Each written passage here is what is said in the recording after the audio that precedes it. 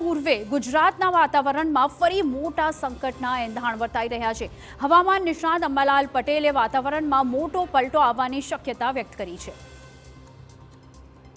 ગુજરાતમાં હાલ લોકો મિશ્ર ઋતુનો અનુભવ કરી રહ્યા છે અને એટલે જ લોકોએ માની લીધું કે શિયાળાએ વિદાય લઈ લીધી છે। પણ અંબાલાલ પટેલે આગાહી કરી છે કે રાજ્યમાં આગામી 4 દિવસ ઠંડીનું જોર ખૂબ જ વધી શકે છે। એટલું જ નહીં, ઉત્તર ગુજરાતના વિવિધ વિસ્તારોમાં તાપમાન 10 ડિગ્રી સુધી નીચું પણ જઈ શકે છે। આવતીકાલથી રાજ્યના ભાગમાં ઠંડી પડવાની શરૂઆત થઈ જશે। તારીખ 22, 23 અને 24માં રાજ્યના ઘણા ભાગોમાં ઠંડી પડશે, જેમાં ઉત્તર ગુજરાતના ભાગમાં ન્યૂનતમ તાપમાન 10 ડિગ્રી સેલ્સિયસ જેવું થઈ જવાની શક્યતા રહેશે। મધ્ય ગુજરાતના ભાગમાં 14 ડિગ્રી 15 ડિગ્રી સેલ્સિયસ જેવું થવાની શક્યતા રહેશે અને વલસાડના ભાગમાં પણ ઠંડી પડવાની શક્યતા રહેશે। સુરતના ભાગમાં પણ ઠંડી પડવાની શક્યતા રહેશે। આ બધા જ ભાગોમાં ન્યૂનતમ તાપમાન 15 ડિગ્રી સેલ્સિયસ જેવું રહેવાની શક્યતા રહેશે। જૂનાગઢના ભાગમાં ઠંડી પડવાની શક્યતા રહેશે। ઉત્તર સૌરાષ્ટ્રના ભાગમાં ઠંડી પડવાની શક્યતા રહેશે।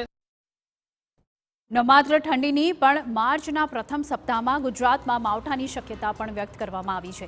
અંબાલાલ પટેલે આગાહી કરી છે કે 5 થી 7 માર્ચ દરમિયાન ગુજરાતના અનેક વિસ્તારોમાં, ખાસ કરીને ઉત્તર અને મધ્ય ગુજરાત તેમજ કચ્છમાં વરસાદ પડવાની શક્યતા છે। એટલું જ નહીં, એપ્રિલ માસમાં પણ કમોસમી વરસાદનું સંકટ ગુજરાત પર તોડાઈ રહ્યું છે। માર્ચ માસમાં જે પશ્ચિમ વિક્ષોભ આવશે તેના કારણે રાજ્યના ભાગોમાં, લગભગ પૂર્વ ગુજરાતના ભાગોમાં, પંચમહાલના ભાગોમાં, સાબરકાંઠાના કેટલાક ભાગોમાં, બનાસકાંઠાના ભાગોમાં અને કચ્છના ભાગોમાં માર્ચ માસમાં સાંટા પડવાની શક્યતા રહે છે।